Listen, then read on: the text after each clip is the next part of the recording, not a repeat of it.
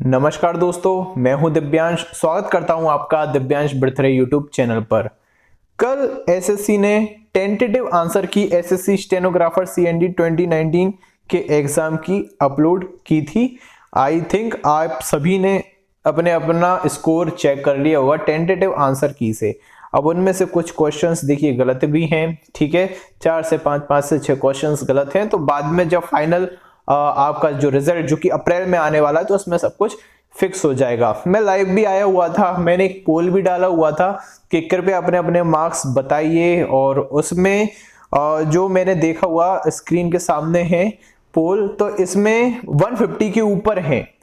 तो मैं उनसे बोलना चाहता हूं, यदि आप ऐसे कैंडिडेट्स हैं जिनके किसी भी शिफ्ट में 150 से अबव मार्क्स आ रहे हैं, तो आप अगले एग्जाम की प्रिपरेशन एक बार को मत कीजिए।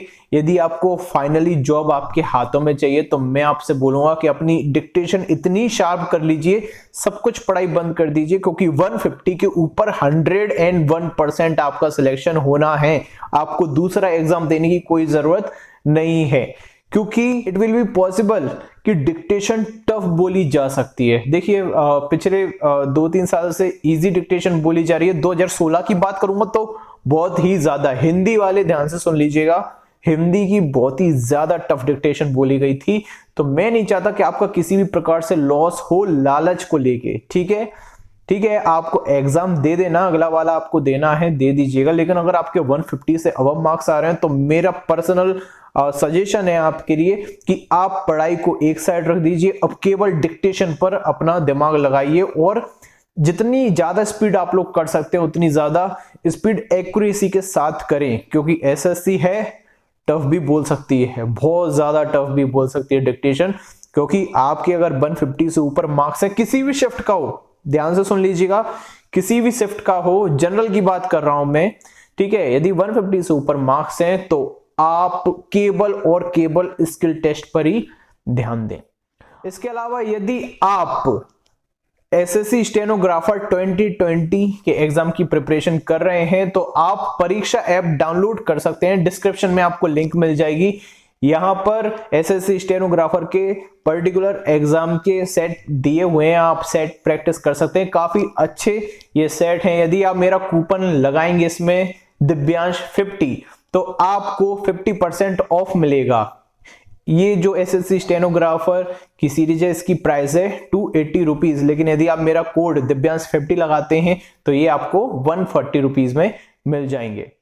और भी मैंने काफी स्टूडेंट से पूछा था, उनके मार्क्स के बारे में पूछा था, तो मुझे उन सभी से जानकर मुझे सबसे एक बात मुझे समझ में आई कि 22 दिसंबर की जो सेकेंड शिफ्ट थी वो सबसे ज्यादा सरल थी। मैं सरल क्यों बोल रहा हूं, क्योंकि एक ही शिफ्ट के अंदर सभी के सभी इंटेलिजेंट नहीं हो सकते, क्योंकि मैक्सिमम नंबर ऑफ स्टूडेंट्स के उसी पर्टिकुलर शिफ्ट में 145 से अबव मार्क्स आ रहे हैं। तो देखिए अगर आप हैं, अगर आपके 145 से अबव मार्क्स हैं तो आप बिल्कुल डिक्टेशन की तैयारी कीजिए, यदि 150 से ऊपर हैं तो जरूर कीजिए। लेकिन टू बी ऑनेस्ट, मैं सच बात बोलूं तो जिसकी भी 22 दिसंबर की सेकंड वाली शिफ्ट थी उसमें मुझे नहीं लगता नॉर्मलाइजेशन के बाद मार्क्स बढ़ेंगे, ठीक है, क्योंकि वो इजी शिफ्ट थी, और जो शिफ्ट इजी आती है उसके मार्क्स नहीं बढ़ते। बात बाकी जैसे कि और जानने में मुझे आया तो 22 की फर्स्ट शिफ्ट एंड 23 की फर्स्ट शिफ्ट ये बहुत ज्यादा टफ थी, तो आपके मार्क्स बढ़ेंगे। कितने बढ़ेंगे ये मैं नहीं कह सकता कितने बढ़ेंगे, ठीक है, बस बढ़ेंगे इतना आप समझ लीजिए। यदि थोड़ा सा मैं आइडिया देना चाहूं तो 8 से 10 मार्क्स कम से कम बता रहा हूं, 8 से 10 मार्क्स तो बढ़ने ही चाहिए, क्योंकि उनका जो रेशो है नंबर ऑफ स्टूडेंट्स का काफी कम है इन दोनों शिफ्ट में। तो मैंने आपको बता दिया 100% की बात, ठीक है। यदि आपके 22 की फर्स्ट शिफ्ट में, 23 की फर्स्ट शिफ्ट में, 23 की सेकंड शिफ्ट में, 24 की शिफ्ट में यदि आपके 140 से अबव मार्क्स है, कितने से 140 से अबव मार्क्स है, क्योंकि आप पोल देख लीजिए, मैं पोल के अकॉर्डिंग बात कर रहा हूं। अब हो सकता है इनमें से आधे लोग फेक हों, कुछ लोग गलत बोल रहे हो, लेकिन मैं पोल के हिसाब से बात कर रहा हूं, ठीक है। तो उस हिसाब से अगर मैं बोलूं तो अगर आपके 140 से अबव मार्क्स आ रहे हैं, ठीक है, तो आप भी केवल और केवल अपनी डिक्टेशन की तैयारी कर सकते हैं। ठीक है, और दोनों को साथ में लेकर किसको चलना है, एग्जाम को भी लेकर और अपनी स्किल को भी लेकर, वो उनको लेकर चलना है यदि आपके मार्क्स 135 से अबव हैं। ठीक है, यदि 135 से अबव मार्क्स हैं तो आप दोनों को लेकर चलोगे। ठीक है, जो अभी एग्जाम होना है, ठीक है, जो मार्च में उन्होंने बताया है, उसमें जो एग्जाम आपको होना है उसे लेकर आपको चलना है और स्किल टेस्ट को भी लेकर आपको चलना पड़ेगा।